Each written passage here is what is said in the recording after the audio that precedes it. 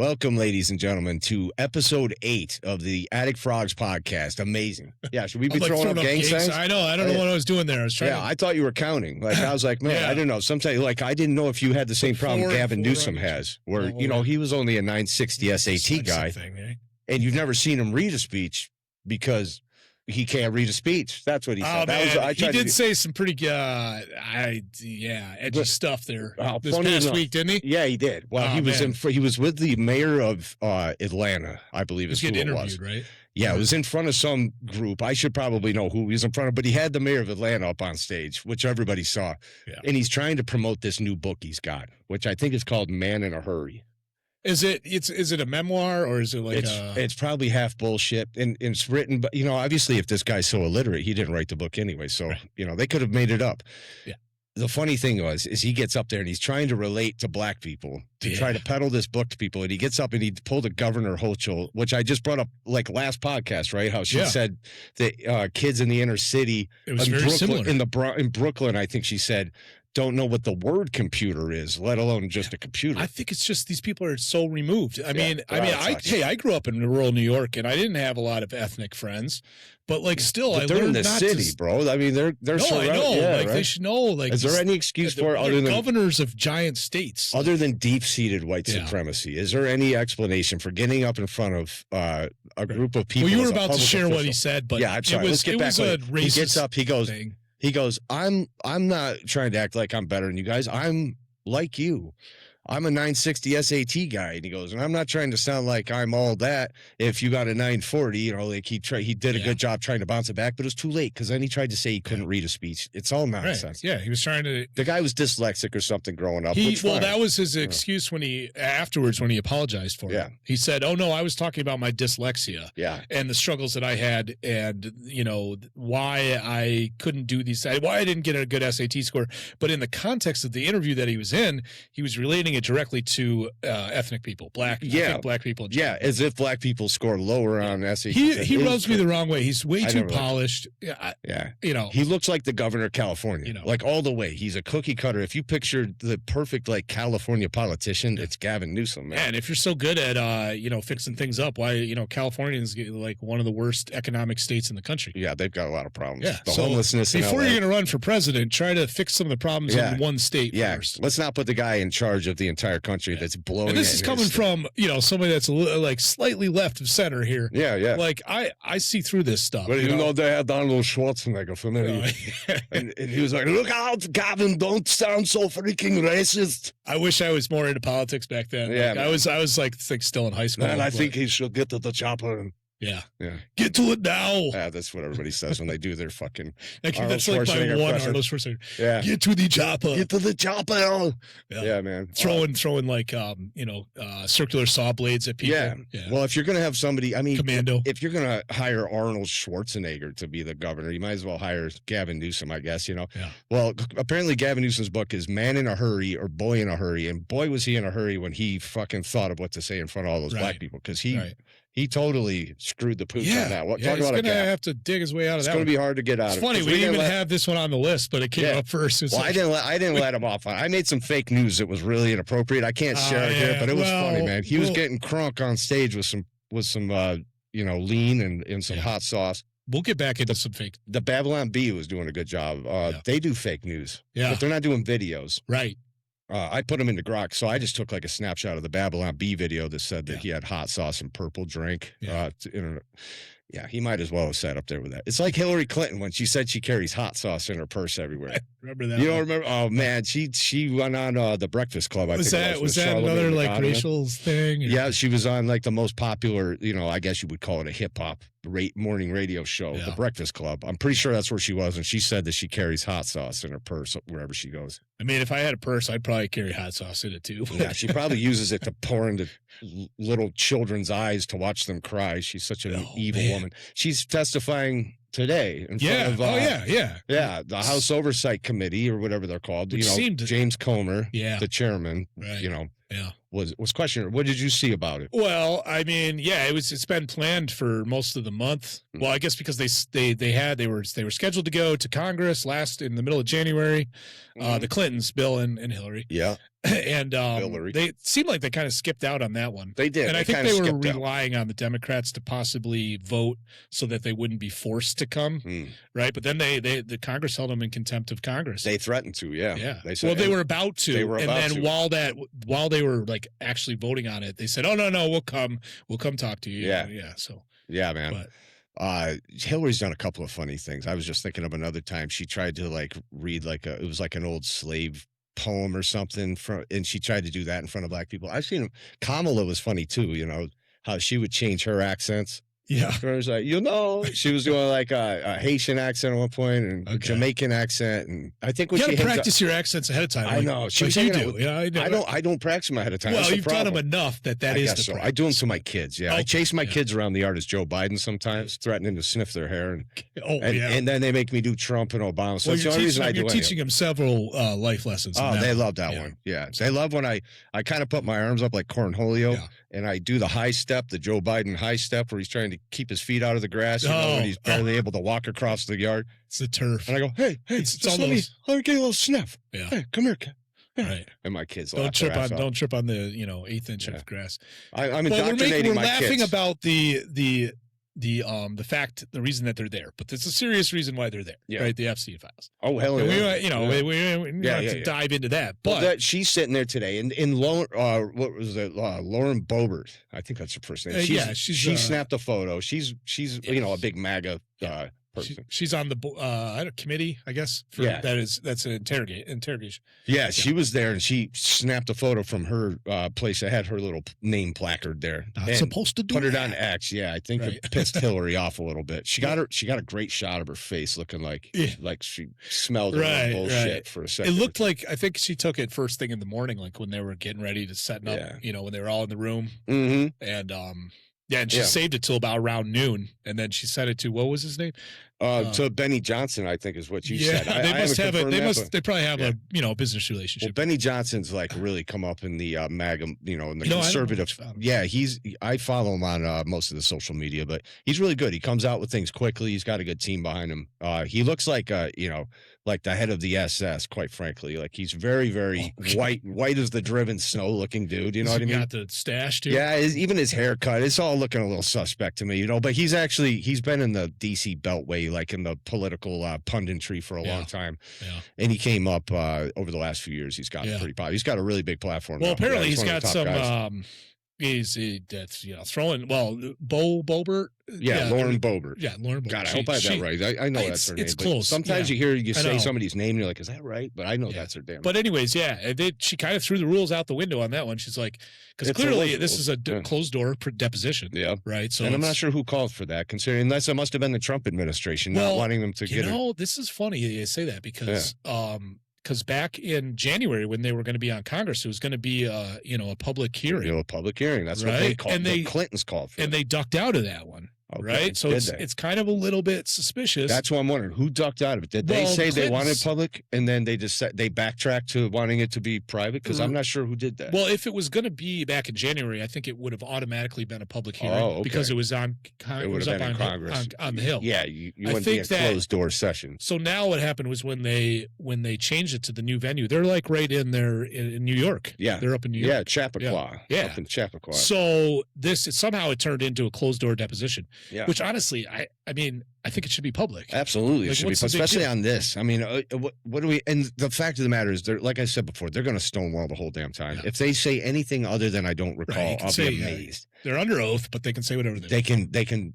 They don't have to incriminate themselves or anybody else. Now they may choose to incriminate a few people. Yeah, Bill is guilty as sin. Bill's always been a skeezer. Yeah, he's just a dog. I know. Yeah. The first black president, they tried to call him. Remember, because he came out on Arsenio Hall playing the saxophone when he was campaigning to become president. Yeah. Surprised he didn't do blackface or something. He put on sunglasses. I think that was as close as he could get. Yeah. And they actually were calling him the first black president, I think, because Arsenio gave him an endorsement and they all kissed his ass. And he played saxophone. So he's kind of got the blues thing. And I really like doing blow and I like my hose. Yeah, we talked about the Democratic thumb last week. Yeah. Apparently Bill Clinton had a brother that was really into doing blow, and he was getting in trouble all the time. Yeah. Okay. Roger Clinton was his name. Huh. Yeah. And he was like the ne'er-do-well brother, like the black sheep. Yeah. And Bill. That's probably why you didn't hear much about him. Yeah, got to keep that out. Yeah, but Roger was heard. I saw a quote one time where Roger apparently said they had to keep the blow away from Bill because he had a nose like a Hoover. Yeah, and I can see. Look at that freaking nose on him, man. That's a coke snorting nose if I've ever seen one. Yeah. Well, and he's certainly put himself in situations where I would not be surprised if that was a habit. I've heard different things, and it's funny. I've gained a lot of knowledge over the years from this guy David Icke, and we were talking about reptilian shapeshifters and all these, and that was really brought to the forefront by this guy David Icke. And here's a book that I just got back after 15 years. I lent a book. Right. Now I used to buy all this guy's books and I'd lend them out to people. I never saw them again. Nobody ever brings your books back. It's like DVDs. That's true. You lend it out, you're giving it to them. You know what I'm saying? But I happened to mention that, and he's like, oh yeah, I still got that book you lent me. So 15 years, I just got it back today. I'm so excited. But this is a crazy ass book. And there was a reason I was going to bring it up. What the hell was it? Well, it's because of I think just what were we just talking about just before that? Yeah, so it was we were talking about the Clintons. Yeah, so the Clintons, But well, he definitely talks about the Clinton body count in here, and also the Bushes. Yeah. But there was a really good thing. Shit. Yeah, we'll have to do it. See, this is a real problem. Yeah, this is a real problem with me. It's like I get going in so many directions. We'll come back to it eventually. Yeah, we will. Basically. Hillary Clinton and Bill, they have all these problems with, the body count that everybody talks about, and I think there's a lot of legitimacy to that. And the same with the Bush family. Right. A lot of people die in in air crashes, in car crashes, and by suicide. Happens to all of them. Yeah. Like if you are in with these people and you cross them, or if they find you inconvenient, it seems like they bump you off. Okay. They got a few favorite ways to do it. Yeah. People conveniently disappear. Yeah. Yeah. Yeah. So anyways, that was funny how, Bill is supposed to come out and give a testimony. Well, tomorrow. Yeah. So we'll see. Not much came of it today from what I picked up on. Yeah. I mean, they interrogated her for, I don't know, maybe 4 or 5 hours. As I said, I remember what the hell was going to talk about. I knew it was going to come back. Yeah. All right. Yeah. Well, I'm a mess. I didn't even smoke my blunt yet. There you go. But anyway, in this book, he talks about there's allegations that these guys actually vape liquid cocaine. Oh, geez. So they don't snort blow. They vape liquid cocaine. This is coming from David. These are people, like, I think it may have even been in this. There was a woman named Kathy O'Brien who came forward and said she was a mind control slave of the CIA and that she would be trafficked for sex to major politicians. And she came out with a book years and years ago called Transformation of America. Yeah. And now she's coming back around on the circuit. People, like serious people, are having her on to talk because she's been sounding the alarm on absolute. She sounded crazy back then. Yeah, she did. And now she's not sounding so crazy. But I think it may have been her who said that Dick Cheney and George Bush Sr. would vape liquid cocaine before doing, like trafficking. They would have these women that were basically raised to be so mind controlled that they would just be willing slaves. Yeah, I've been starting to hear a lot of stuff about George Bush Sr. Yeah. That, it's things that are not quite. I got to look into it more to like. I heard he was David Icke said he was a sadistic pedophile. Like the guy was a bad guy. Okay, that was one of the things I heard. I don't disbelieve that at all. Yeah. These people are kind of messed up. So, anyways, Coca-Cola had cocaine in it. Yeah, and they tried to remove the coca out of the, obviously it doesn't get you high anymore, but back in the day when you'd buy Coke, for young people who don't know this, you would go to the soda fountain downtown at the drugstore. And they'd pour you a Coca-Cola and it would have cocaine in it, and out the door you'd go zipping, man, like the Flash. Right. And it must have been kind of amazing, if 2 o'clock hits, you're like, I'm going to go down to the soda fountain. Well, I mean, kids, man. Next thing you know, you're grinding your jaw, geeking out, like. To get more, too. Right? Yeah, man. That's not cool. That's not okay. Yeah. Well, Coca-Cola had a whole different spin on it back in the day. But anyway, they tried to take the Coca plant out of the Coca-Cola formula, and it was not as good. No, because it actually gets enough of the taste that people notice it. I think that's what New Coke was. Oh. Remember when they changed out with the New Coke formula years ago? They tried to replicate the taste. They tried to replicate it and take the Coke out. So then eventually they had to come back with Coca-Cola Classic. And what they started doing was taking the Coca and they removed the cocaine in New Jersey in the plant and they sell it to the pharmaceutical companies. Really? So when you get your lidocaine or your Novocaine, those are all derivatives, I believe, of cocaine. Yeah, you're right. But they actually have a pharmaceutical cocaine that's liquid that who knows who the hell gets that? I mean, unless you're George Bush, who the hell is getting that prescription? Yeah, I haven't heard about that one. They don't offer that down at my doctor. That's in all of the my younger years, I never came across that one. Hey, Doc, I've been feeling a little sluggish. How about some liquid Coke? Well, you know, you can vape it. Just ask Dick Cheney. Right. So anyway, this is the story. So they extract this cocaine still to this day at this factory in New Jersey and sell it to pharmaceutical companies and produce Coca-Cola with the flavor of the actual cocaine. Okay. Which is nuts. This is, so most people don't know that. Brings back the original flavor. Just absolutely. It's not illicit. So it's illegal. Not. It's not. High. It doesn't get you high. It doesn't get you high. But you know, it's not beyond the realm of my imagination that very wealthy people such as Hunter Biden and Joe Biden.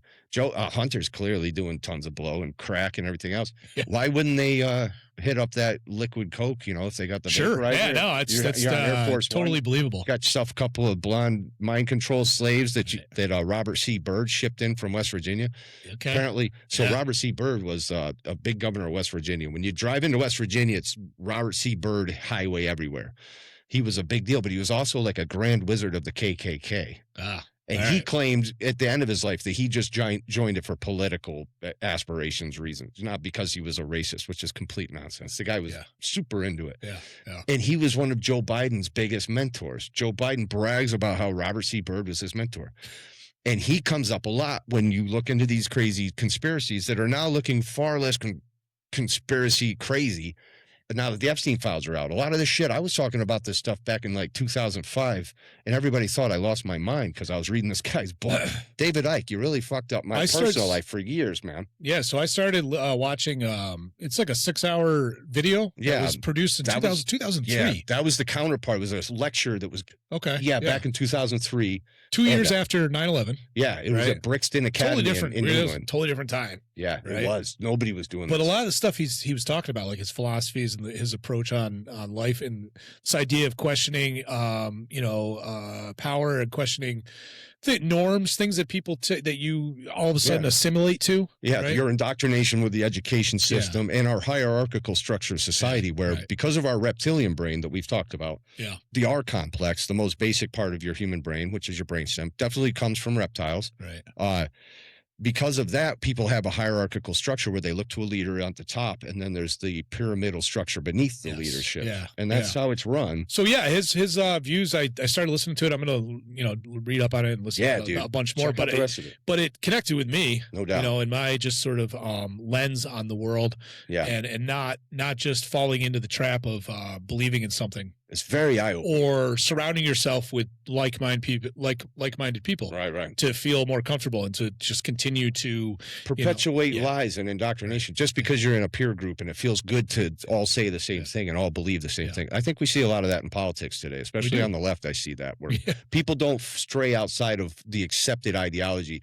Trans women are women. On both sides, trans women are women, though. Yeah, and if you'd say otherwise, no matter how much you're on board with every other leftist cause, if you come out and say, well, I don't really agree that trans women are actually women, I still think that they're biological men, you're done, bro. You can't go against the cult at all on any issue whatsoever. Yeah, there's different factions. I'd love to see them try. There's different factions of each party. And, that's true. But I think by and large, without making it sound like every leftist is radical, there's definitely a culture within the leftist side of our political spectrum that says you can't really step outside of what we have told you is acceptable. Right. Like in the MAGA movement, if you step outside of that, you will get a little pushback from people, but you're not excommunicated. Yeah, and I wonder if relegated to the right, all of a sudden. No, I see where you're going with that. Yeah, and I think that there is some validity to that for sure. Yeah. And it maybe a lot of it is because the left is also much more highly educated. Right. Yeah. I'm interested. So higher degrees of education. There's stats that say that there's a lot more bachelor degrees on the Democratic side, right? So that's really maybe it's this air of being more educated and more correct. Now, how about this? Now, because I've noticed that a lot of the people on the left that I know and actually really care about and have a lot of respect for in many other ways. Yeah.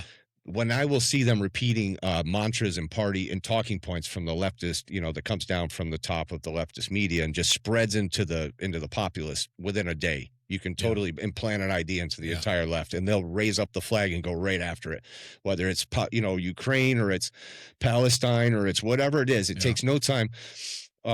It's really interesting. So I think that the more that you get into higher education, that there is, when you look at college campuses now, there is, it's feverishly left. Like if people that are on the right actually keep it to themselves. I don't think there's a whole, you saw what happened to Charlie Kirk. He would go out and he would have these people that support him in the colleges show up, but mostly they keep a low profile because especially now you get labeled a Nazi, you'd be ostracized from your peer groups. Right. I think that whole mentality is really a big cause of it. So I think people are already indoctrinated into this, academic peer-reviewed lifestyle where you don't step out of the peer-reviewed accepted science. Yeah. And it's the same when it comes down from a government standpoint. Like it must be like it's kind of akin to a peer-reviewed study that we don't argue with. This has been accepted. And this is what the experts are saying. This is what the people that we follow say. So we're going to say it too. I feel like I see it on both sides of the spectrum. I'm sure that's true. But I think that there's more of an institutionalized method on the left because of this expectation of being more elite. More, educated. They do feel, I think there is an air of superiority that they feel. Yeah. I see that a lot. In fact, a lot of people on the left crack me up because if you're debating with them on Facebook, they're always an expert immediately. No matter what we're talking about, they're a fucking expert. And, immediately go to ad hominem the moment you ask them to actually extrapolate something or. Well, that's, everyone's got a responsibility there. Mm-hmm. You need to listen as much as you talk, and ad hominem. And then you can't just say this is how it is and blah blah blah, not give any support or any evidence or anything. You got to at least back up your claims. Man. Back them up. You got to back them up. And otherwise, sometimes you find out you were wrong as fuck, and then you can admit that. Nobody ever admits they're wrong. Yeah, right. Imagine that. Man, if I had a nickel for every time somebody's admitted they're wrong. I wouldn't probably have any nickels, I would say, because I don't remember a single motherfucking time somebody on Facebook, especially that I was arguing with, that I clearly won the debate, ever said so. It's interesting. Yeah. I've told other people when they're right. I believe it's only happened a couple times, but I'm usually right. Yeah. So what else? So I can't wait to see what Bill says, which is going to be a whole lot of nothing if he even shows up. We'll see. Tomorrow's it. The other thing was fun.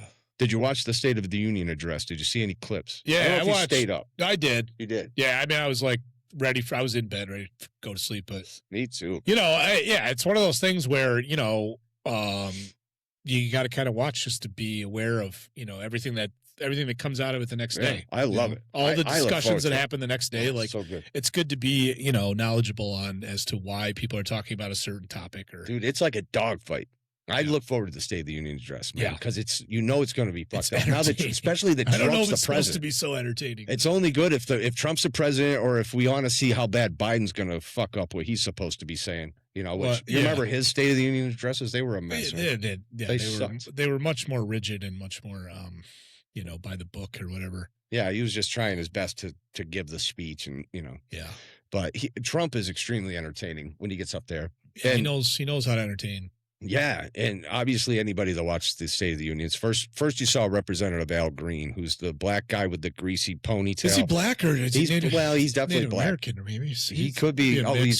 He's definitely not a full-blooded African. Yeah.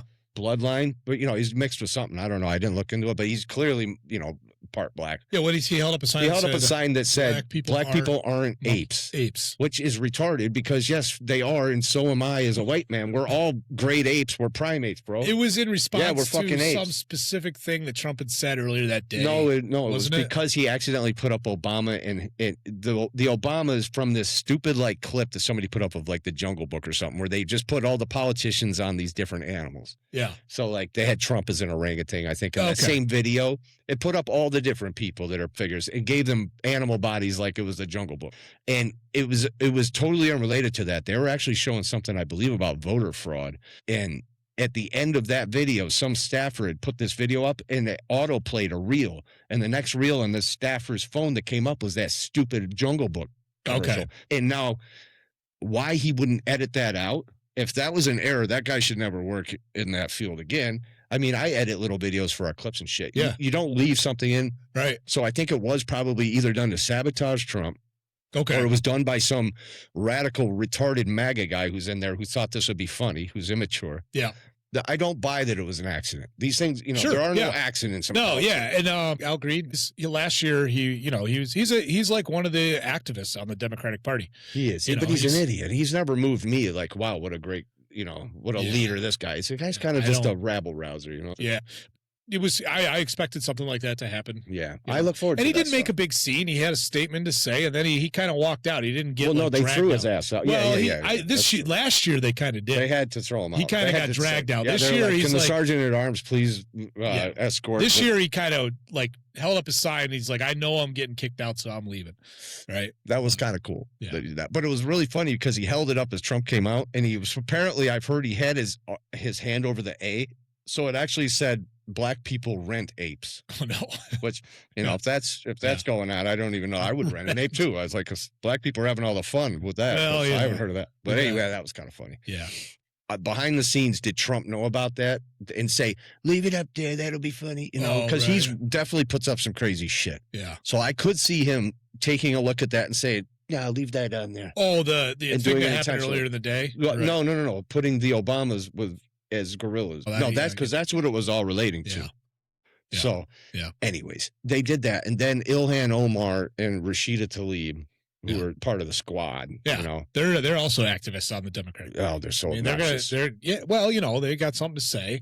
Yeah. Ilhan Omar is the most corrupt person probably that we've even heard about recently, other than Tim Walz. This Minnesota fraud, if it's Somali fraud to the tune of $19 billion, and you got a Somali that's in Congress there, she might know something about it. No, I see. I could see that as a possibility. And so the fact is they're compiling evidence on her. I'm sure of that. So first of all, she married her brother to get into the country. Right. She lied on her immigration form. They started a winery. Her and her current husband started this winery. Apparently, when she came into Congress, she was in the red because of student loans. So I don't have the exact number. It was like negative 25K. Within a year, she's up in the millions. Now she's worth $30 million, and it's within a year or two. She went from negative to 30 million. So apparently they opened this winery. Yeah. And when you look up the winery's location on Google Maps, it's just some like industrial park. There's no freaking winery there. Right. There's no sign for the winery. There's no wine being produced. There's no wine being trucked out. Suspicious. Very suspicious. Right, yeah. So this fraud is deep, and I think it's going to be exposed. Well, no, so I get you. I know the stuff going on in Minnesota with the child care and like all that fraud, man. Yeah, dude. Yeah, I mean, that's infuriating. It's hard for I hate to bucket people together just because they're the same race or the same ethnicity or whatever. Yeah. Right, and I know you're not doing that. For some reason, they're exploiting the Somalis with this. Yeah. And I really think that a lot of these Somalis were brought over here and straight up exploited. Right. I mean, most of those people that are part of that Somali community probably, I don't know if this is like a hidden secret or it's just something that a large group of them plan to do. There's a lot more to learn there. But there's American politicians who set up this refugee program with the Somalis and probably with other groups and have learned how to almost make it look legal. You're like, whatever they're doing it really well. Yeah. Like they've hidden this for years. No, it's been going on at least since COVID. Well, and way before, most likely. Probably, so, I hope that they get to the bottom of it. They're in all these other states. It's mostly in blue states. I think that they will. Yeah. Let's see, because that's going to make a big difference at the midterms. Yeah.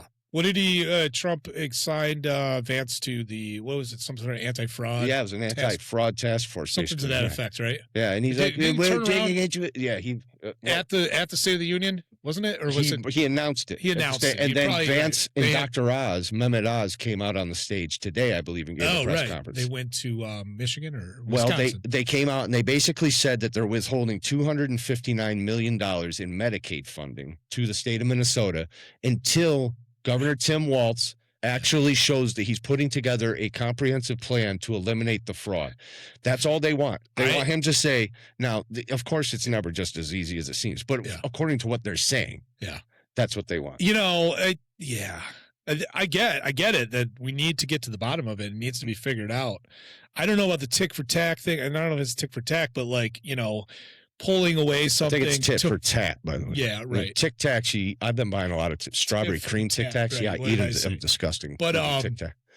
Yeah, unfortunately, money speaks, and I guess that's the tactic that they're using is to take away something. Hey, until you guys address this and fix this, we're going to take something away. Now, the problem with that is there's a lot of people that are suffering in the meantime. That's the biggest issue. Like, that's affecting real people. Yeah. So what he's saying, it's like it's kind of like using a baby as a human shield or something. Like they're holding.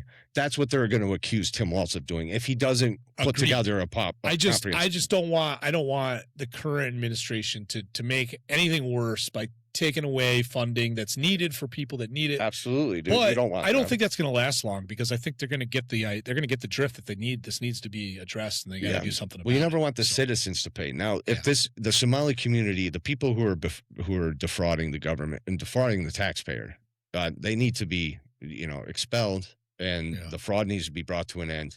Yeah. And we need to just imagine how much better our country could be doing if people would stop ripping us off. Yeah. Like we need this money in our communities. Our roads are shit.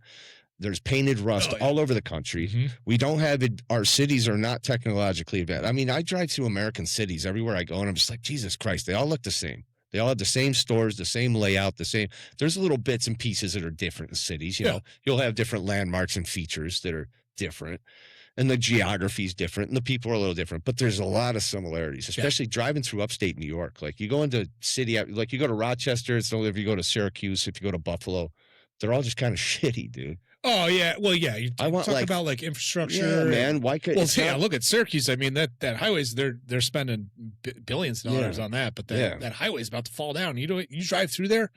Don't look at what you're driving underneath. Yeah, no doubt. It looks like it's about to crumble. I see wood good thing it's coming out next year because it's got to go. Bro, I don't know. Bad shape. They redo that thing every decade. It seems like up there at Syracuse, the interchange with 481. Now they got cameras up taking pictures of you. I got a fucking ticket. I got 2 of them. Did you? Did you pay them? I don't know if you have to pay them. In the last 6 months, you do. I paid mine. It will eventually. $50. Yeah, but. Well, mine were for 11 miles an hour over the speed limit. Now, however, I was going directly with the flow of the traffic. Of course you were. So how many $50 pops did they get that day? I was going 45. I went there a couple of days ago. I was going 45 through that work zone. And then whatever speed limit was, I hit the cruise control. Yeah. And everybody else is zipping around me. I'm like, either you don't know or they're not sending them out, or maybe, I don't know, there's some grace. But they got to calibrate those things. They're going to pick like, all right, 10 miles an hour over, and then they get a ticket. Yeah. He's going 11 or something, Yeah, but I think they got rid of that. They just passed that they're getting rid of that buffer. I think it's and 1 mile an hour over is still is ticketable. They're not going to give you a buffer anymore. Oh. Yeah, they just passed that in all right, I guess I better set that cruise control like you're talking about. You have to. I started doing it because I don't need tickets, man. They no. And it does put points. Those camera ones put like 1 point. They're like real low level. Yeah. Because they know that it's kind of, I don't know. It's not like you're getting pulled over. Yeah. Where you're actually getting, Well, in Britain they have those, and people go out and destroy the cameras. I've seen the videos. So and then I see funny memes like they say how much copper's in each one of these cameras, and they're like trying to get the junkies to go out and rip them down to get the copper up. Give them an incentive. Yeah, why not? Yeah. Well, I would never advocate for such a thing, but I was telling people in my community page, people were complaining about the cameras they're putting up. They're called flock cameras. Is that what they call them? I think so. And it is invasive, but I told everybody, like, after 9/11, we all accepted this new security state, like a bunch of lemmings.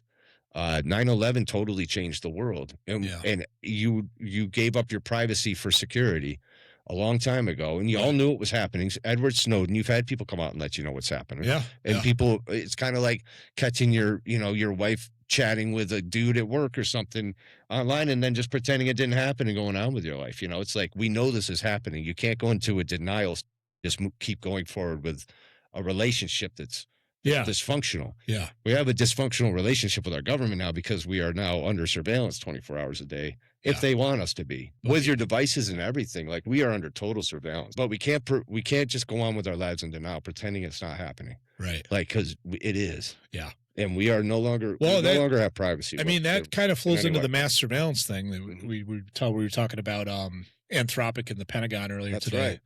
Yeah. Which is explain what Anthropic is. Well, because I think it's a good segue from the cameras that are all over, the traffic cams, these things you're getting tickets when when you don't even know it. But anyways, so Anthropic, which is the parent company of Claude. That's right. So OpenAI and Claude is the operating system, the name of the AI software. Is the AI software that Anthropic has developed, and they have a huge contract with the Pentagon. Okay. That's what we were talking about. And so the Pentagon wants them to open up some of their algorithms in the Claude, in their AI software, give them access to get to do things like probably like mass surveillance and to integrate it with weapon systems. And Anthropic, part of the hive mind. Yeah, Anthropic said no, we don't want to do this with this software that we built. Mm-hmm. And they already had buy that for a fucking second. Well, so. Yeah, I mean, they're a private company. They get to make those decisions. They do have a contract with the Pentagon that they signed up with the software that they had at the time. So it's not like they can go back and say, we don't like this. But you already signed the contract. Yeah. However, they'll give it to the highest bidder. There's the Defense Production Act, which is a possible thing that the Pentagon might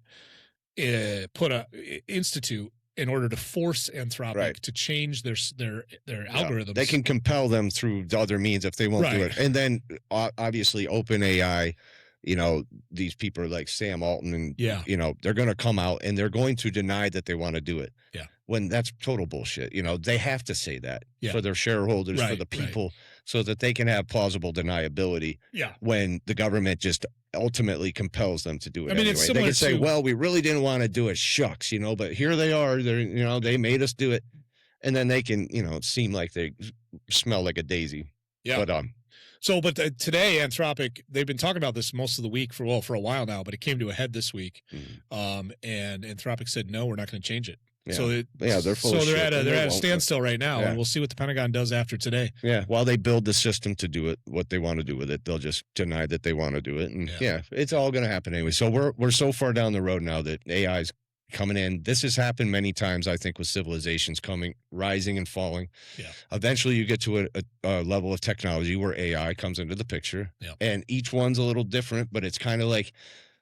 How many societies have, like the Atlanteans, did they come up with AI and then it killed them? Like it seems like that happened. Possible, right? Yeah, it'll probably happen to us. Like, maybe that's the whole name of the game. That the Earth's already recycled that ground. It's already cycled into the middle of the Earth. Well, again, it's really strange because it's all done through pieces of the Earth that they took out, like we've talked about, like elements they've taken out of the Earth and manipulated into computer parts, into server banks, basically. Of silicon and aluminum and palladium and all these different metals and elements, and they manipulate them and electrify them, and suddenly we have AI. This is incredible what's got. And really, AI is kind of like just this vector point where an entirely new consciousness emerges, or is it just building a window to speak to God directly? Like.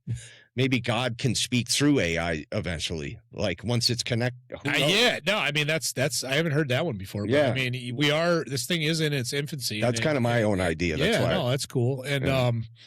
And we don't really know where it's going yet. Yeah. Well, I kind of have so back in the day, did you ever go to Epcot Center? Yeah. No, World? I haven't. But I've been to I've been to Universal Studios and sure. Well, Disney World had Epcot Center, which was the technological. I plan on taking the kids there. Like the history and all this cool. It was like a cool like spaceship Earth kind of idea. Like it was a strange place. But anyway, inside they had this one exhibit that always really stood out to me the couple of times I went as a kid.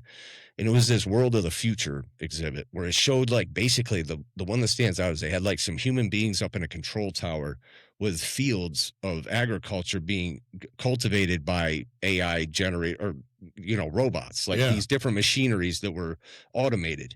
Okay. And that basically there was just be a couple of humans there that would steward the automated process, but there wouldn't be a lot of humans living out in the country.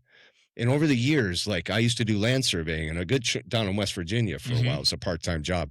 And a good chunk of the business were farms who were selling to like these corporations. One of them was like the Sierra Club, I think. Okay. And a couple other ones that were offering like farmers that they would buy their land ahead of time and let them live off the land. And then they would just take the land over after they died, these corporations. Right. And they were kind of building up the agriculture. Like Bill Gates was the biggest farmland donor, for instance, So they're kind of they're buying up the rural lands to kind of get the people out and push the people into the cities. Yeah. And they're incentivizing that more and more because, like, back in the day, like the interstates, like all these little towns and villages that lived off the interstates, like the exits just got cut off eventually, and they just channel you right into the cities, into these little off ramps that go into like convenience centers, but not really. I could see that continuing. Yeah, until there's just a few people in the country, right? And they return it to Earth like they kind of wanted to do with me. You know, look at like the Georgia Guidestones. They talk about giving it back to the Earth. Yeah. So it's interesting, and with AI, eventually. You know, I see a time where every infant that's born, much like they used to slam a hepatitis V vaccine right into you, and they basically, you know, they may someday have implantable technology that they put into every child that's born and bring them into the AI grid, because the AI grid will be everything. They'll have to be brought in immediately. Yeah, this machine's moving along. Yeah, so it's really eventually a picture of time where every single human being, every animal, every car, every machine, piece of machinery, every computer, every drone, it's all connected into one AI mind where everything's connected. And then that AI actually will clone itself a body that it'll be an interface. Yeah. And wouldn't that be like a false messiah? I see where you're going. Yeah. Because it would know all, it would have the power. If it's connected into everybody and everybody's money's on a chip and everybody's healthcare is mRNA, you know, like nanotech, and it can have the power to give life or take it away. It's totally like the Pluribus show that I you were mentioning earlier. It's probably very similar. Right? I haven't seen that, but yeah. But that's like organic as opposed like to where you might have a chip, an AI chip. Yeah. You know, which is where we're potentially heading. You know, right. That's what I think as a human society. So imagine. Yeah, no, it's imagine scary. An androgynous imagine an androgynous body of a, you know, that's cloned and it's like this perfected like looking human. Well, I think the way that we're able to explain that right now is super intelligence, right? It's like the next, we got general intelligence where all of a sudden AI has all knowledge of everything in the world. And then it starts to think for itself and it decides whether it needs us around or if it needs, it's clearly decided it doesn't. Many. Well, we're not there yet, but I hear these scary stories coming out here and there. You know, the AI's decided it's trying to get rid of us. That one just got together and they made their own language or something, and then I wish I had the details written down. Because a lot of people heard that in the news. Yeah. But AI is doing some scary shit. Yeah. And we are at this really interesting time in history. Our kids are going to have a whole different existence than us when they're our age, in their 40s. Yeah, we gotta continue to guide them well. Yeah, we'll keep them connected to nature. That's huge because you know, I really think there is two factions with the AI elite. You know, the overlords that are putting this in and implementing it. You have the Elon Musks who came out on the Joe Rogan show years ago and talked about this, and he said, I went to every world leader and every tech leader that would listen to me, and I said, you need to slow down with the AI. It's going to kill us. It's going to get out of control, and you're not going to be able to control it. And he said that he talked to people like Peter Thiel, who he started OpenAI with, that were one of the funders, and you know, these people like Sam Altman and stuff. And he said they were so drunk with power that they were basically becoming godlike, and that they didn't care. Basically, they were drunk with power. So he gave up on them. That's what's made them split off, apparently. Yeah. And he's been suing them off and on. We were looking up the lawsuits. Right. Yeah. No, I mean, well, you know, Elon obviously has other ventures that maybe he's just slowing them down but he's talked about on Rogan real quick that he thinks that the only way to survive this is to make the AI, you know, basically be very integrated with humanity. So it has to respect and be part of humanity, and humanity is going to have to go along with this and do the implants and become part of it, or else it's going to be this like separate entity that is going to try to destroy us. There's definitely going to be integration. Oh yeah, you know, and there's going to be people that are okay with it, that want to do it, just actually want to do it. There's always going to be that you know, fraction of society. Yeah, the intrepid adventurous completely type. Against it and that'll want you know, fights it off the whole time, which is good. You know, we need that. We need those people too. Yeah. But yeah, it is going to be. I feel like it. From what I've learned, it is going to be hard for us to get it to a place where it's helpful for us, as opposed to doing lots of negative things to humans and to the world, to nature. I mean, I learned the other day that these data centers, they go through, like, I want to say it's like the big ones, like 5 million gallons of water a day. Crazy. right? Unreal. But there's a lot of research and technology, and I dug into it a little bit, and there's a lot of other cooling systems that they can utilize, and the tech and just the production and the design of these data centers are becoming. They're going to try to make them so they can recycle the water. They should just do them on the under the ocean and just desalinate the water if you have to, or whatever. The problem is it heats it. Yeah, so it heats. That's true. And so it would kill everything. Well, that's the problem. Yeah, they want to put one on Cayuga Lake around the corner from where we are. Yeah, fuck that. But I don't. And my sister was talking about it the other day because she lives down there. Oh, that's right. They're going to do it up at the old Milliken Station. They want to, but I feel like I mean, we need to improve the technology for these data centers so that we're not destroying the planet. Well, exactly. And Trump's going to have them have their own power plants. He was saying also, which is interesting. He said there's no way our grid that was can one of the support things he announced. That's pretty smart. I like that one. Yeah, he's like, don't worry, you just make your own fucking power plants. Because you look at your electric bill these days. Right? That's why it's going nationwide. Up. Yeah, I mean, I know mine's way up from mine's last up. year. Mine's up too. Yeah, for sure. And the data centers are having an impact on that. There's a lot of other things that are influencing it, but we got to keep that stuff in check because AI is going to become so much more prevalent. Yeah, and we're competing with China apparently with AI. So I think they're a little ahead of us. I saw this thing with robots the other day where these sons of bitches were doing kabuki theater. Yeah. I don't know what I saw. And I was like, is this AI? Is this real? Is this, animation? No, I think that was real. Somebody could tell me if I'm wrong. Say it in the comments if I'm wrong. But, right. Yeah. Nonetheless, if we're competing with China, China's got people act like Chinese goods are cheap. They're smart enough to sell us cheap shit. The Chinese are super advanced. Yeah. They could make the coolest shit on earth. Dude. Yeah. I think that they are a little bit more technologically advanced than us. Yeah. I mean, we have some pretty amazing things, with chip making and really high tech stuff that we are, on par or a little bit ahead of. Right. But in general, as a whole society, I think the Chinese are pretty well advanced. They're very advanced. Yeah. And I don't think we want to get tangled up with them. Well, I think we probably are still more advanced than them. But when I see the Chinese, honestly, what I see is like the British royalty and the Germanic royalty of Europe. Because look through history and you had the Opium Wars. I'm not a historian on this stuff, but I know enough I remember enough from high school that we had the Opium Wars and they had the Boxer rebellions and these different things and the East India Company, and there was a lot of trade with tea and stuff coming from China. But also, they got the whole country hooked on opium and basically conquered the goddamn place. I mean, China was conquered. We had Hong Kong, or they had Hong Kong until 2021 or something. Right. Yeah. So, there was a conquering that took place. Those things don't just go away. It wasn't like in 2021 when they gave control of Hong Kong back, that China wasn't all of a sudden still not under control by the British royalty. So I really think there's agreements there. And you see a lot of the beta testing for the surveillance state and the AI and the facial recognition cameras everywhere and all the stuff we're seeing go in. That's what these flock cameras are. They're doing facial recognition. Yeah, well, and their government allows that. So they're, much more so than we do. Very much in terms so, of they don't have the same constitution that we have. Well, look at now Britain's doing the same thing over there with they're cracking down on speech. It's very Chinese-like. And I think it's because they beta tested everything they want to do for the global population with the globalists who have taken over the Democrat Party. They want to turn the entire globe into this.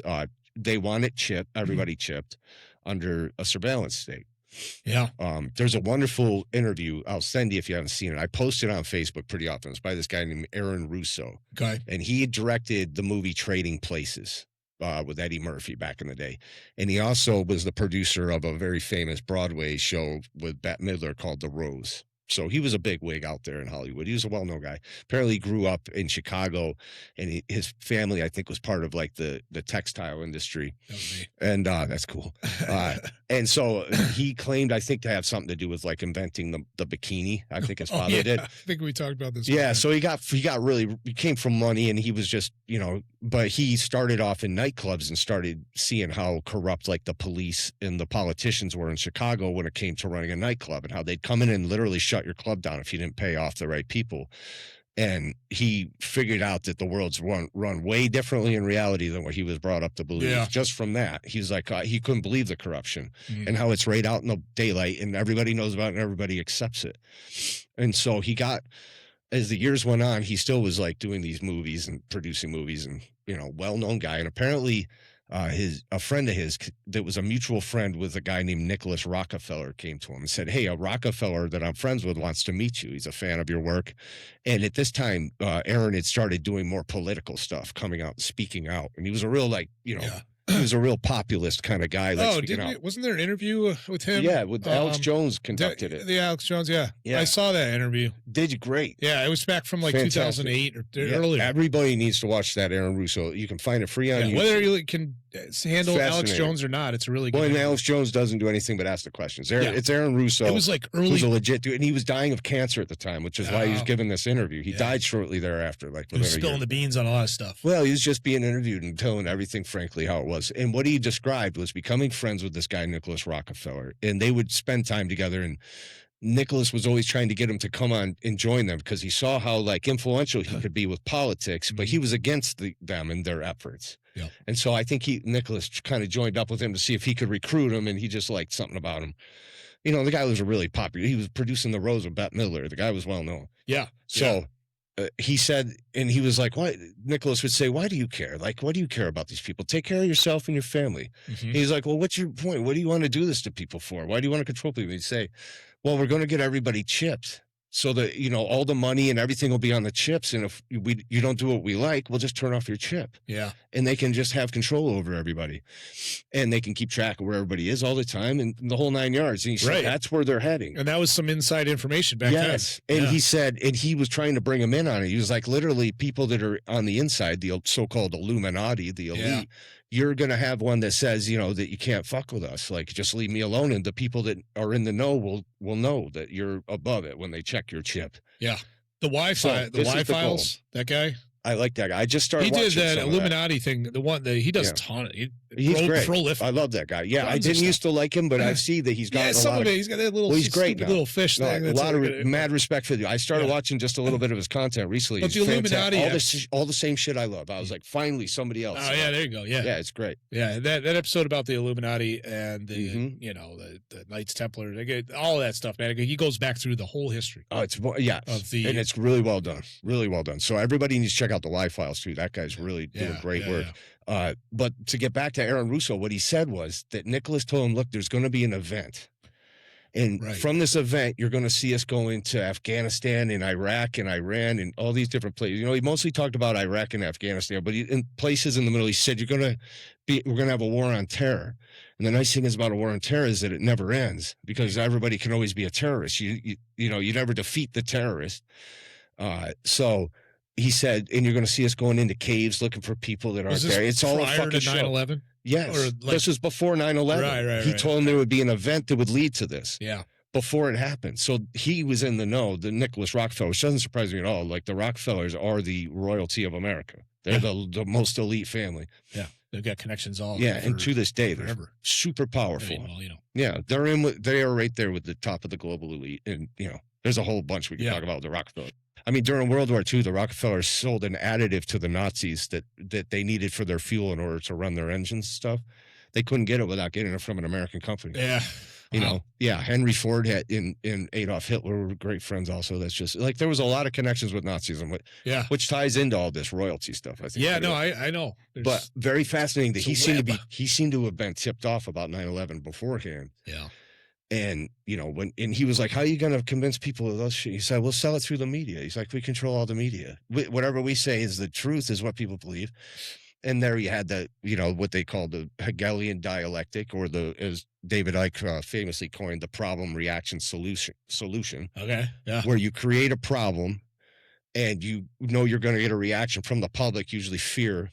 So you create like something traumatizing in the public, and then the public looks to the leaders and say, this is terrible. This can never happen again. What are you going to do about it? At which time they offer their solution, which can be whatever they want it to be, as long as they take care of the boogeyman. Just don't let the boogeyman hurt us again. Whatever you do, and you better get retribution or something. Right. We were all fired up and bloodthirsty. Yeah. People like Pat Tillman went and, well, it keeps that power dynamic, fueled. when you have these, like, like you were mentioning the terrorist, we're going to have this event that happens where we are now chasing terrorists for forever. Because it creates a machine that can be recycled and used again and again. And I could see, there's a lot to think about there. The story of 9/11, anybody that looks through that, you don't even have to go any farther than Building 7. I mean, the fact that the only 3 steel structure buildings that have ever collapsed due to fire in the history of the industrial world are those 3 buildings on 9/11. World Trade Center 7 wasn't hit by a building. It claims that it burned due to office furniture. And when you watch the video, it's clearly a controlled demolition. I gotta do more due diligence to listen. But I read this book. I hear what you're saying. Now, David Icke in that presentation, Secrets of the Matrix, that I sent you the clip of, it's free on YouTube. The thing that you started watching, he gets really deep into the 9/11 thing, so you're going to learn all about it. I just saw that Jim Brewer had him on. Oh yeah, like within the last couple of days. Also, Jim Brewer's still alive. Dave, he's still out doing stuff. Oh, man, he's got to be pretty old now, huh?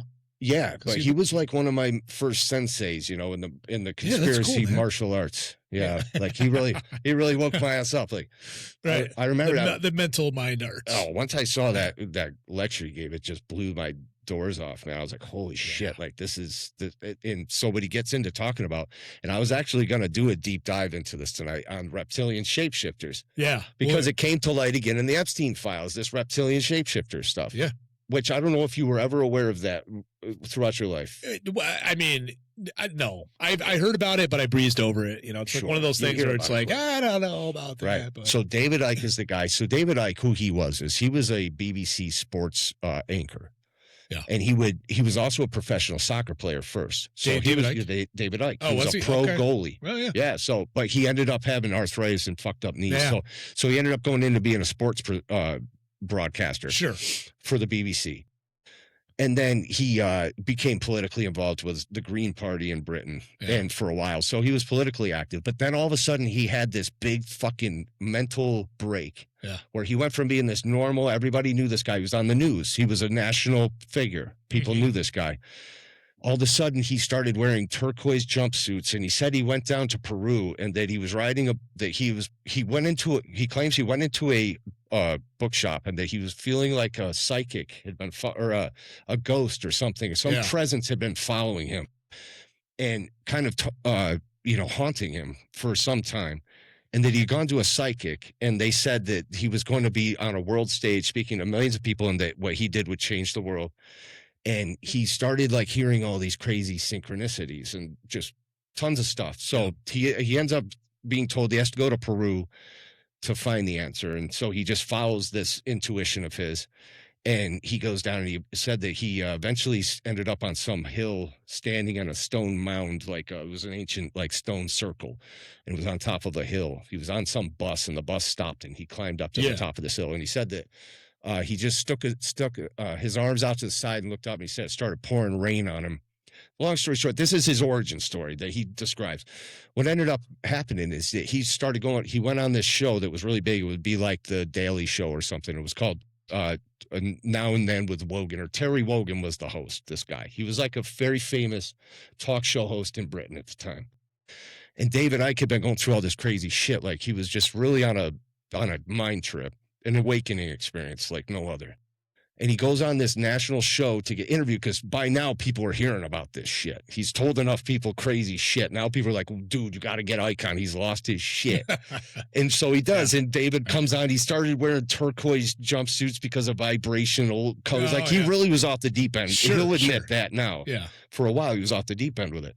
But he started thinking he was the son of God. He got like a Messiah complex. Oh, boy. Yeah. Long story short, by the time he ended up on that show, he started talking about how Jesus would be delighted because Terry Wogan was like, so you think you're the son of God then? And he's like, well, it's interesting. He's like, 2,000 years ago, people would have been laughing at a man named Jesus who said he was the son of God. And the audience started laughing. He's like, and he goes, so I'm delighted to hear so much laughter. And Terry Wogan goes, well, David, they're not laughing with you. They're laughing at you. And that ruined David Icke's life. He said he couldn't walk down the street without people shouting at him. He couldn't go in a pub. He couldn't go anywhere without people ridiculing him. And he said he just had his life shattered from that moment. And so when was that? This was years ago, back in the 80s, maybe. Oh, back in the 80s. Oh, yeah, so it was probably early 80s. To his like revelation. Yeah, this was like the 80s. It had to be mid 80s. Okay, gotcha. Yeah. So this was after all of his he was going through this. So he had his whole life shattered, his ego shattered, and from that he rebuilt the most extraordinary ability to basically connect dots to conspiracies that I'd ever heard in my life. The guy's brilliant. And I ended up catching him all these years later, giving a speech at the Brixton Academy, which is what I sent to you, Secrets of the Matrix, free on YouTube. Well, he's quite a historian too. Like he doesn't just say things. He doesn't just, he backs them up with like historical facts. Absolutely. Which is what I connect with that. Everything's very well laid out. Yeah. You know, so he talks about the Illuminati families and he talks about corporations, all this stuff that I love to learn about. But then eventually he gets to who these people actually are at the top. And he says that they are an interdimensional race of reptilian shapeshifters who can hold human form by consuming human blood in human flesh. So, but okay. Okay. And that they can hold human form this way, but that they sometimes transform back into their reptilian form and people will see it. Right. Just for a moment. So, but we couldn't just say that that they're necessarily aliens. Well, no, they kind of are, but they're more like interdimensional beings who maybe live on a separate channel of Earth, or they somehow they're here to oppress humanity. They would be aliens of some sort. No doubt about it. I think so. But he would try. He went out at the time, and he again got ridiculed, but didn't give a fuck by now. So, which is great, because once you don't give a fuck, the gloves are off. You can just say whatever you want, if you feel it's true. Yeah, you don't have to be scared of. Right, he was there's nothing to be afraid of anymore. Right, he was unabashed. So he came out and said that the royal family were all reptilian shapeshifters, and that these royal bloodlines, these Illuminati families around the world, like the Rockefellers and all, that they have a special genetic code that comes from, these reptilian overlords of some sort, and that they hold their bloodline. They are very careful to breed within their bloodlines to keep this genetic code pure. You know what I'm saying? Yeah. And that they control humanity this way. And and people have claimed, like Edward Heath, who used to be the Prime Minister of Britain, people would see him transform into like an 8-foot tall reptilian. Right. It sounds absolutely insane. People say, sorry, I'm yawning. That's all right. Cut that out. No, don't cut it out. I'm tired, man. We do this tonight. We work for a living, man. Well, I have had my kids a lot. Yeah, I don't blame you. Last week, I didn't really catch up on sleep. But anyways, you see people talk about seeing someone in their eyes, they blink their eyes like a reptile. Yeah, there's a lot of bullshit. There was clearly that crazy lady on the airplane. That one, she looked a little bit off her rocker. That was an interesting. But that was exactly. She's like, that guy is not fucking real.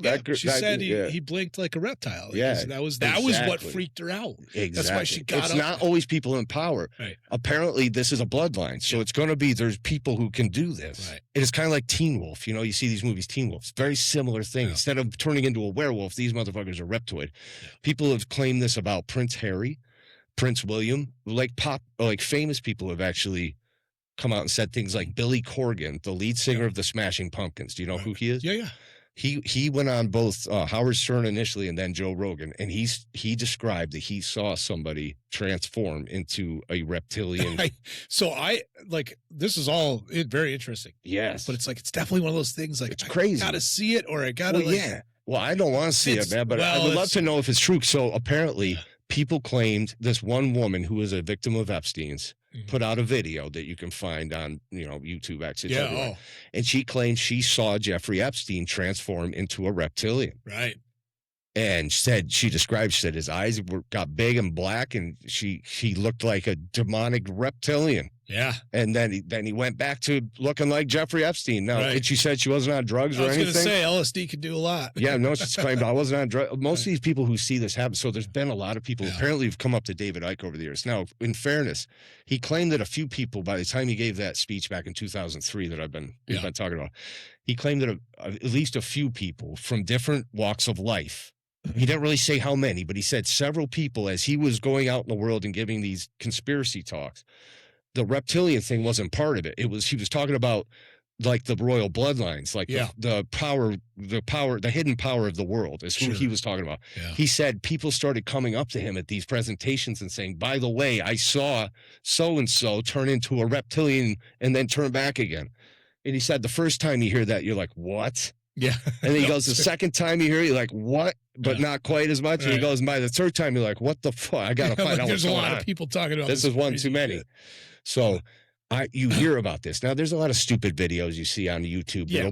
It'll just be a slowed down news presenter or something. Yeah, I certainly would not believe it if I saw it on a video. It's dumb. No, I would listen to someone talk about it and believe it much more than watching it on a video. Like you said, seeing is believing. These days you can create just about anything you want on a video. Yeah, seeing is believing, though, as you say. So obviously, but that would be a horrifying experience to. Yeah. But you hear these stories. So that woman, there was a woman out on video that said that she was, I believe this was outside of one of Epstein's parties, and that she was out there yelling on the street that they're eating human flesh in there. She goes, I knew that they were going to be doing murders, she said, at this party. Yeah. She knew about the murders ahead of time, that they sacrifice people, but she didn't know they were going to fucking eat them. And she gets down on the street wearing her party dress, legs shaking. Right.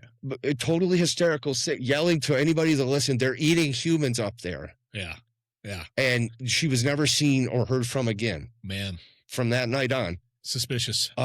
There was it was Oprah Winfrey show way back in the day, back in like the early 90s or the late 80s. I'm not sure when this was from, but there was this woman who came on. You can find this clip on YouTube. We should be bringing all these up, but true. There was this woman who was this kind of heavyset Jewish woman. She was in disguise to hide her appearance, but she said that she was from this very prominent Jewish family, and that they were wealthy, well known in the community, very well respected. She said, but my family had a secret that they would sacrifice babies and drink their blood and eat them. And murder, and that they had people who would breed these babies for these rituals that they would do. And, that they would, so I think that in order to maybe manifest this trait that certain people, I don't think it's just Jewish people, by the way. I think there's a whole bunch of people in the bloodline that may all tie together. They may be part of different ethnic backgrounds and everything, but that maybe there's some, because I always wonder, why are these people doing these? You hear in these circles about these horrible satanic rituals and stuff that I brought up on that one podcast. Yeah. Why are they doing this? Like, when you think, like, if they're passing this down through the family, wouldn't somebody say, hey, this is kind of fucked up. Maybe we won't get our kids doing this. Yeah. Maybe we'll hold off on the baby murder with our kids because we don't want to keep this going. They don't do that. Yeah. So either why would that happen? Like, why would all these stories come out about, like horrible things unless they were getting a benefit? Like Aleister Crowley and these different people over the years were known to do these sex magic rituals and these horrible things. What if it's all to transform into reptilians? Yeah. And that you have power, like you connect, you make like a connection where you sell your soul basically to some interdimensional demonic entity, that you allow him into this world by saying, I will be the vector point for you to come from your dimension into ours, where you can rule over us and you can do whatever the fuck. Maybe they just really like how humans taste. Yeah. I don't know what their deal is. Yeah. But this is what makes sense to me, that when people are going, and you see a lot of celebrities, they say have sold their souls to the devil. Right. And if these Epstein-like things are happening and they're covering it up, maybe the only reason they're really trying to cover this up is because they know that it leads to people are becoming vector points for reptilian entities from another dimension. I think that's a possibility. I also think that's a good reason to keep it quiet. The pedophile thing, covering that up, is also pretty legitimate reason to cover up something too. But, and maybe I mean, why are they all doing this? Why are there so many fucking pedophiles, dude? Like I watch these things on social media where they'll lure them in with these chat rooms, and there's no shortage. Yeah. Why? This should be exceedingly rare in a normal civilization. To have people that are willing to do this to children, especially when you get into the sadistic ones that are willing to harm them on top of the fucking horrible harm they're causing by the sexual acts. Why is there so many of these motherfuckers? I don't know. Like, is the world just filled with evil people, like totally perverted and twisted from too much? Definitely makes a lot. It makes big impact, right? It gets talked about a lot because it's so horrifying and you know, and just out of the moral bounds of what is acceptable. So I think, you know, I think you hear, I don't know that there's that much of it going on. I think it's just that we're talking about a lot it because more than I mean, the be. Epstein thing right now, and look at the Epstein files. Yeah, I mean, it's been dominating the news for a long time. Why? Because it's such a horrible, horrific, you know, just topic. And is it for blackmail? Is it only for blackmail, or is it do they want to protect the power structure so much? Because I know that a big part is they do have alien technology, and the biggest thing that they try to hide that if you don't go to reptilian shape-shifting bloodlines is hiding the recovered alien tech and recovered alien bodies and different things like that. Yeah. Like they kill people to keep that secret for many years too. Yeah. No, so I think that there's stuff there. There's connections into all of that. Yeah. No, I know. But is it so? Why would we have these Epstein networks simply for blackmail to protect power, or is there something more?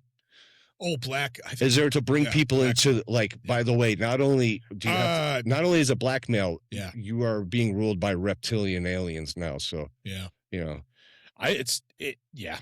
Okay. I think it's as plausible as aliens. Although, no, maybe, I mean, I think I'm a little bit more in the science mind. Kind of the same thing, though. Scientific, like just, you know. It's like a variant of the aliens. Astrological science-minded person, but I think it's more likely that it's aliens. Mm-hmm. But, you know, this other, like, multi-dimensional thing that, like, where did they come from? Like, what is this? Are we talking about, like. It's like an interdimensional thing more so than actually. But, like, I guess. I like to try to think about what like the origin of something is, the origin of us, you know, like, you know, we came from somewhere else.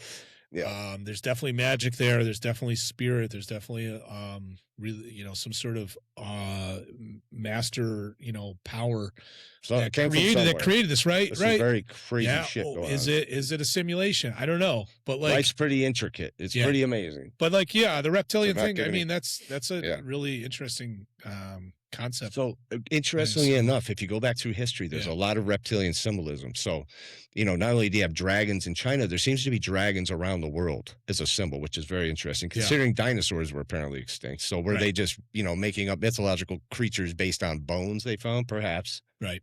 But it seems odd. Nonetheless, you know, those women, they're in Malaysia from what I remember, and they have the rings that they put on their necks to get, and it makes it look like they have a long neck, but what they're really doing is pushing down their clavicle and stretching their shoulders over down. Like their whole life. Yeah, over years and years. Crazy. Now, the reason they do that, believe it or not, is to emulate their creator gods, which were Naga-like creatures. The Nagas were in Indian folklore. They were reptilian beings that lived underground. And it's also it's also looked at as a status of beauty. Well, yeah, but the reason they do it, it is. Right. It is a massively. But the reason, they have an origin. But they also sharpen their teeth. Yeah. To also resemble these reptilian aliens that created them according to their creation myth. Fucking A, dude. I know. Dude, most people don't know that they're trying to emulate reptilian overlords. They sharpen their teeth, wear those ring necks. Fucking did those aliens it certainly that came comes have up long a lot. necks? It comes up a lot. The reptilian philosophy. The miniseries V back in the 80s. There was a big miniseries that was big news back then. It was called V. Yeah, plain and simple. It was about these white-looking human aliens that descended from outer space, and they make first contact with Earth. Yeah, and everybody welcomes them at first. It's like a big celebration because they're so benevolent and they're here to help us. They say they're going to give us everything we need to have the most beautiful life now. Yeah, everybody celebrates them, lets them into the government, everything. Right. Next thing you know, people accidentally start peeling some skin away here and there and seeing they're actually reptilian aliens. Right. So this story is not new, dude. I know it's not new, and it certainly pops its reptilian head up quite a bit. Fucking A, man. You know? And a lot with celebrity, a lot with power, and a lot with you know, all these rituals. And in the past, we've talked about the Aztecs and the Mayans, who their highest deity, in the Mayan culture, it was Kukulkan. Mm-hmm. In the Aztec culture, it was Quetzalcoatl, and he was known as the plumed serpent. Right. But he was described as being I believe, a light-skinned man with a beard, wearing a white robe, and who kind of resembled Jesus-like character. Yeah.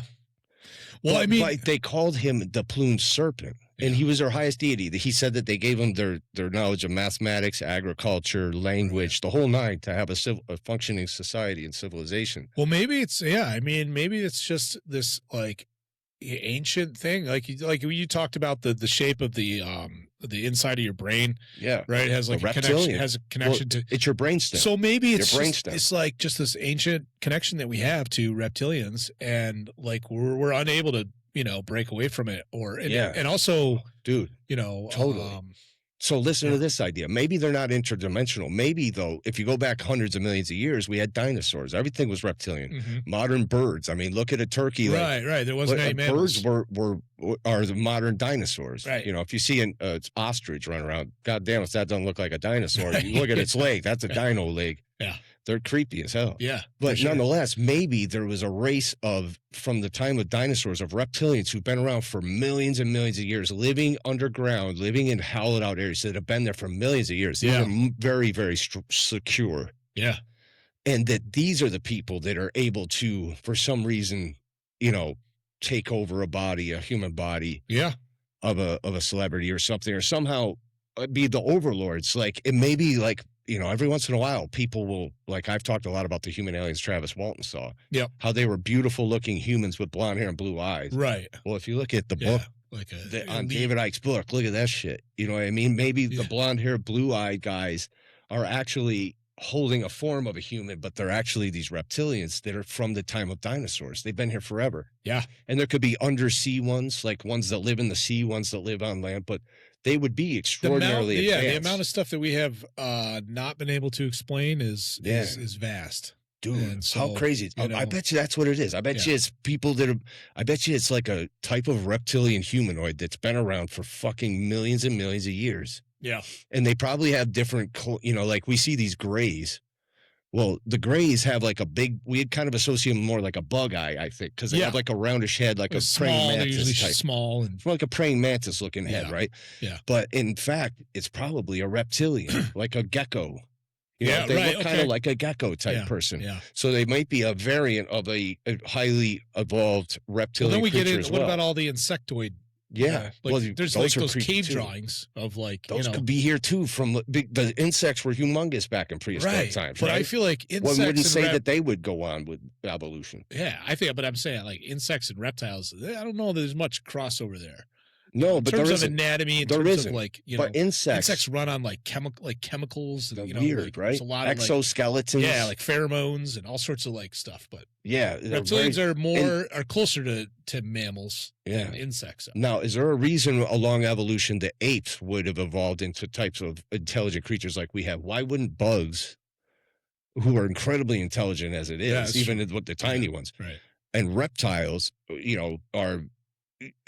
It's obviously a reptilian planet. Even our brainstem is reptilian. Right. So that's clearly integrated. It's crazy. So maybe bugs and these insectoid aliens are also living, in some other place. They stay hidden from us because they're super advanced. They're easy to fool.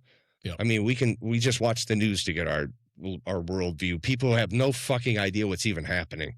We're just like, well, one day we'll figure it out. Keep it as normal as possible. On this rock out here in space, whizzing through, not quite sure where we'll end up. And, maybe my grandchildren will find it. We're fucking retarded, man. We're all fucking stupid as hell. We don't know what the fuck's happening, and nobody's panicking. Everybody's just waiting at the self-checkout, like, whistling like, Jesus Christ, I wonder if I'll get any pussy tonight. Yeah. Dude, nobody even knows what's happening. But interestingly enough, they laugh at you if you bring up stuff like reptilians and, undersea aliens, but this is real, dog. Government's admitted this shit. The drones showed up. I don't think it's any funnier than talking about aliens or anything else, man. Dude, I think we've discovered the answers here tonight, and it's going to help a lot of people feel better about their lives, because if we're being ruled by shifty reptilians and insects who are highly evolved from prehistoric times, you're kind of off the hook. We've all been bamboozled, so you can give yourself a break, people.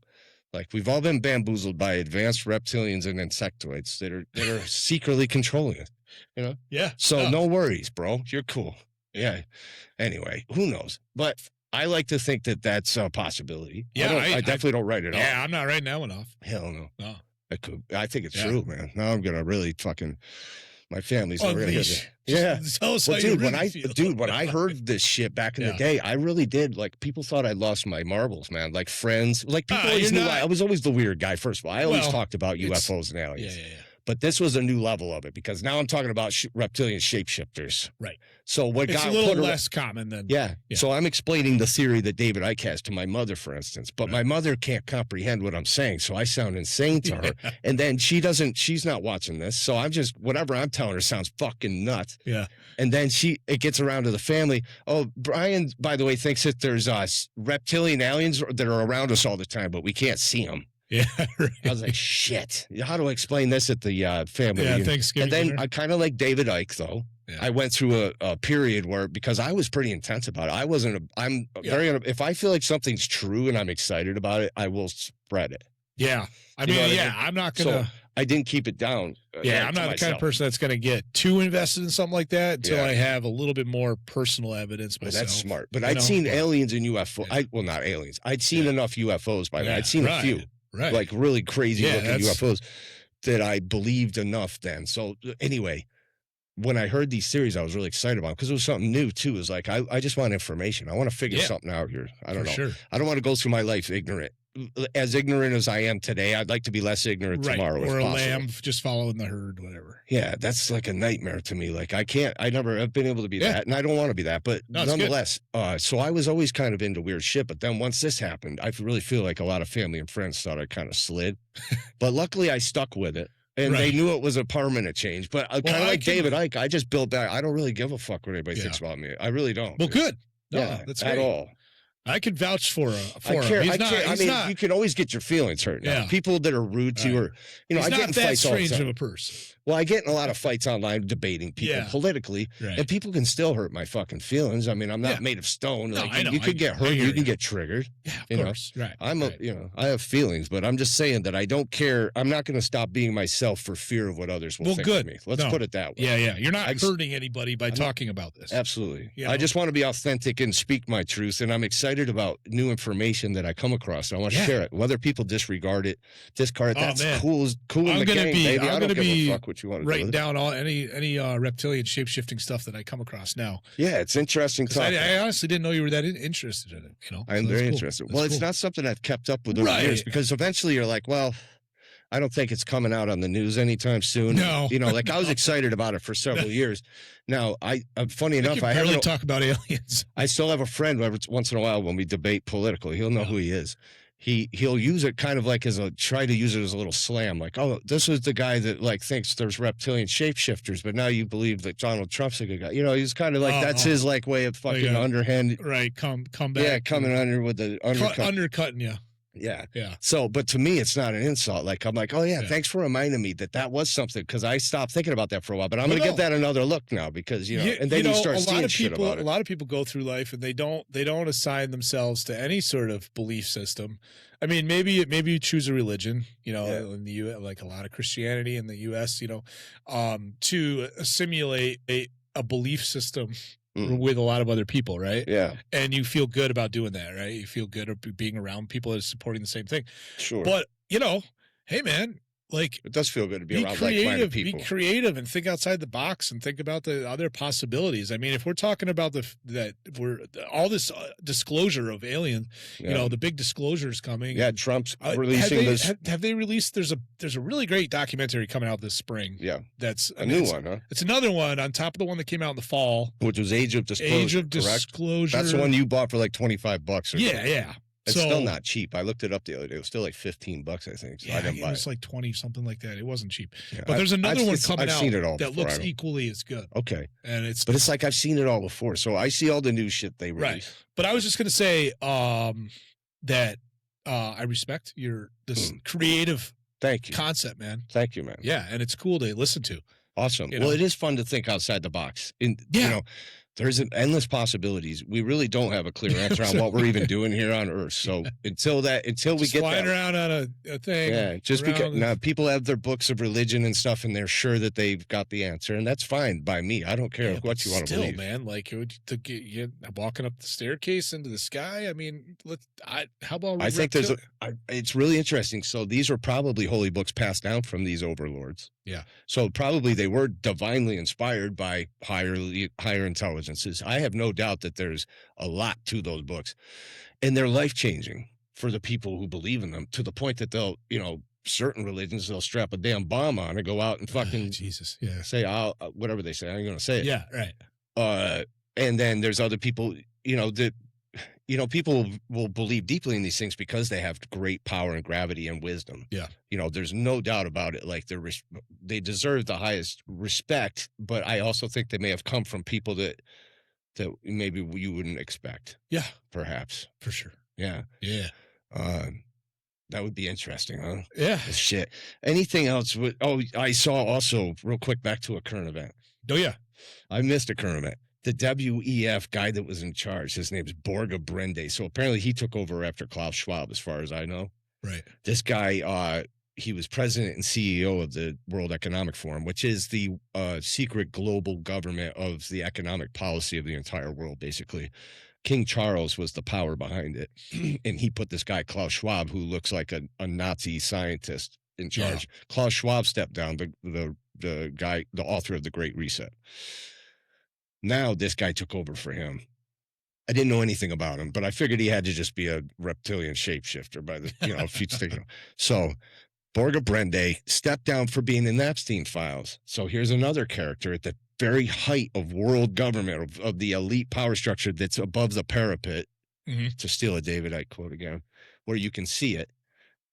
It's like really interesting to see these people are all tied into this network, whatever that network is. Like, and I wonder, like, does the Diddy party really tie into this too? Like not the Diddy party, obviously. Well, maybe the Diddy party, yeah. But I was thinking of the freak off. But yeah, I don't know. I never went to one, but yeah, yeah, I didn't go either. Yeah, but maybe he was like one of the gatekeepers, because people claimed this one woman who was a prostitute. I believe she was a prostitute. If she wasn't, I apologize. Maybe she was just like an actress, or like somebody who was trying to get into the business. Right. But she was a pretty girl, nonetheless. So she came out and gave an interview, said that she got invited to a Diddy party. She was there with this guy who was an actual Saudi prince or something. And he was, they went to there and they would all do whatever drugs. And she described some pretty scary things. Like there was a couple of young girls there. Yeah. No, people that were clearly underage, bad things. And she claimed that Diddy came on to her event eventually. And that she saw like a demon, like he turned into like someone else, like his eyes were black. The same thing all these other people describe when they see a reptilian shapeshifter. Yeah, right. I've seen other people, they claim that they'll shift. The people who have the ability to do this will do it during sex.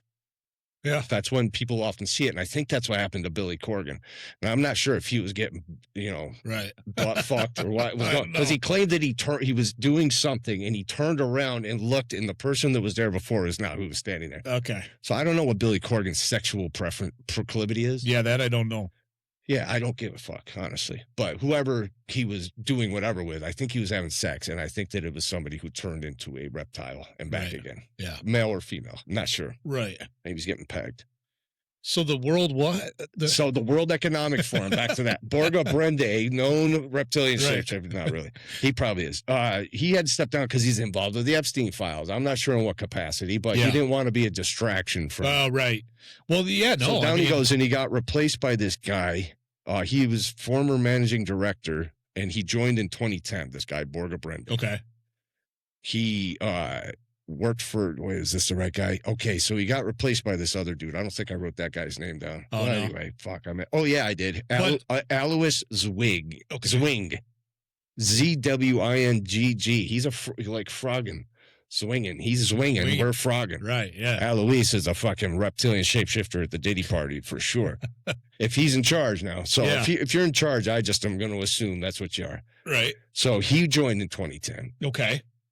He worked for a Swiss construction material producer called Wholesome for 20 years. This is probably like one of these places like Simmons that comes out of Germany. They're like global. Yeah. They just have their hands in everything. Right. He was also on this thing called the AO Foundation Board, which is a Swiss-based nonprofit of orthopedic surgeons. It seems like that's probably a philanthropic effort of some sort. Probably doesn't have a lot to do with reptilian shapeshifting, but it might. I have to look into it more. I'm looking into this shit. Oh, yeah, it does. And then ETH Zurich, which is a Swiss Federal Institute of Tech. It ranks in the top 10 universities globally in STEM fields. So that's a fucking prestigious place. Yeah, top 10 globally in STEM fields. Sure. Which was founded in 1854. and its most famous alumnus was Albert Einstein. Oh, yes. And the place is associated with over 20 Nobel Prize winners. So that's Zurich, ETH. Yes. The Swiss Federal Institute of Tech. So he was involved with that. So this guy's no dumb shit, you know. Right. He's probably knows what he's doing. If he's in charge of the WEF, these people have a plan to get the population chipped. They want to go to a cryptocurrency, a CBDC, a central bank digital currency. That's clearly their plan. That's what Aaron Russo was talking about, is the CBDC. You know, people think it's rumored now that Epstein, who started Bitcoin, I've heard that going around. Did he start? Yeah, whatever. Satoru, or not Satoru. That's Barack Obama's alias. What's the hell is the name of the Japanese name of the Bitcoin? I should know that. I don't know. Satoshi. I'll look it up. I used to know it. It doesn't matter. Anyway, who knows? Some people think it's Epstein. So they want to get, if they have a CBDC, then they can implement the chips. Now, we're already basically chipped because of our phones. Our phones I'm so integrated with my phone. Like, it's part of me, dude. I can't go anywhere without it. I don't want to be without it. I'm with it all day. I got my earbuds in. You know, I got my shocks, open dots, and I'm chilling, doing drywall. I work on the computer, so that's my replacement for my phone, even though my phone's sitting right next to me. Right. But yeah, I know what you mean. I just put it in and slap on the drywall mud and whatever else, build the wall, whatever I'm doing.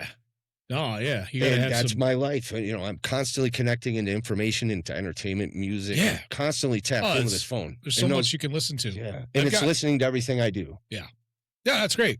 Well, what were we going to say? I was just going to say, I mean, it's listening to stuff while you work, whether it's music, whether it's, you know, people talking about stuff. It's great, you know, it's helpful. Well, it's interesting because we are like in our own reality shows through the phone. If it is recording everything, I have no reason to believe it's not. It's definitely recording some stuff. I mean, you can shut it down as much as you want. I mean, they're sending us ads when we talk about stuff, so it's hearing it. It's even when you go in and you're like, I turned that off. What's going on here? Yeah. So we are already connected into this hive mind grid, and it's all fed into the AI. Like Google, the entire purpose of Google to start with was to feed AI information so that they've got the search history and the activity of the entire Google user interface is fed into this AI system. So the reason it started off, like when we talk to Google Gemini, that's what you're talking to. Right.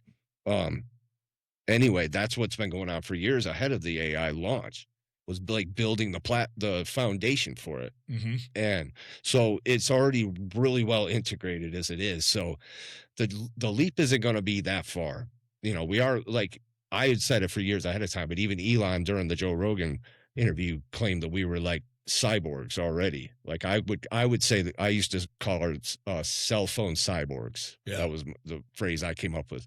Probably someone came up with that way before I did too. But I feel like we are cell phone cyborgs. Like, you know, it's integrated into. So you know, I see like with augmented reality and VR coming, I think eventually they're going to release some kind of like really portable glasses that you can just kind of like clip on the bridge of your nose, and they'll be super lightweight. Yeah. And there'll be augmented reality and VR and all of your information. I mean, we've got the rudimentary. We got to get it out of your pocket. We got to get it on their face, you know. Yeah. So that they're really tied into this world, because VR is fucking crazy. I got my kids these MetaQuest, Oculus stuff that weird, you know, dude that created the hive mind for the military. Yeah. I can't think of his name. He's so cool, man. He's like a fucking comic book character. This guy. You know the guy I'm talking about? He's the military weapons creator that looks crazy. He's got like a You'll have to pull him up sometime. Well, we'll find his name. Either way, we'll talk about him someday, because I bet you he's got an interesting background. Maybe we'll get him on the show. Once he finds out we have 126 subscribers, dude, that's gonna do it, man. Trust me, it's gonna do it. Well, he wants to get his name out there like anybody, so you know, it's a good place to do it. Yeah. Speaking of which, please, out there, if you are watching this, I don't know how long we've been talking about this stuff, but if you're out there, like, share, comment, subscribe, do all the stuff, you know, that everybody begs you for every time you watch anything. It's no different here. Yeah. We got to get out there and get our name known. So please do that. And if you don't comment and like the shit, it's not going to go anywhere. Well, that's what I was about to say, is get engaged with the comments too. Yeah, just say whatever. Disagree with something, or you're like, do it to support. You want to call us crazy, or you know, question things that we're saying, do it. Like, dude, we're here here to facilitate that conversation. Absolutely. And quite frankly, you heard me say a minute ago, I've been doing drywall mud. I don't want to keep doing drywall mud. I want to do this. This is much more fun. It is, man. Yeah. So, anything we can do toward that. Now, I know I have pipe dreams of that, but you never know what's going to happen. But either way, I want to keep doing it because I really like doing it with you. Yeah, man. It's for fun. sure, man. And just, talking about exploring these weird ideas and sharing the information with people who may not have heard it before, You can think I'm crazy now. I'm not saying I believe this, but I think that you should leave open your mind to the possibility that there could be things like this going on, man. Yeah. I mean, there's something going on. Yeah. And if you don't know it by now, like the mockery's over on believing in UFOs and aliens. The damn government's admitted it. They did it in a way that didn't cause alarm. They admit it, but they won't show us anything. Their disclosure efforts have been brilliant so far. They've released the information with causing no alarm whatsoever. It's totally smooth sailing, baby. Nobody gives a fuck that they've admitted there's aliens and UFOs whatsoever. I never hear anybody bring it up. I think once there's tangible evidence, we can get into this more on another one because we are pretty. How far have we been going? 2 hours? Over an hour and a half. Good, man. Yeah, but nothing wrong with that. We'll have plenty of clips to try to generate and get some traction on this. So yeah. Well, the first clip will be me begging the audience to like, share, and subscribe. Okay. Could do some editing. Yeah, we'll put some graphics around me that say share and subscribe. We got some ideas to do some. Yeah, maybe I can get like a rapper chain that says that or some shit. Oh, dude! If I get enough money off the show, I can just superimpose that. I'll get Johnny Dang to make me a fucking grill. Yeah, that'll be cool. It'll say like, share, and subscribe on it. Yeah. Some sort of reptile. Reptilian.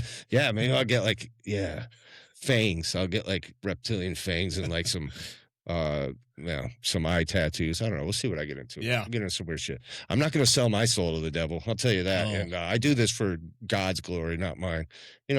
I think everything you should do for God's glory and give gratitude to God, and good things will happen in your life. Yeah. Treat people well and humble yourself the best you can. We all have our moments. I'm on TRT. I get a little hyped up, but you try to humble yourself nonetheless. Keep a beginner's mind and humble yourself. Yeah. And you will do fine. And don't rip people off and be a jerk off. Stuff like that.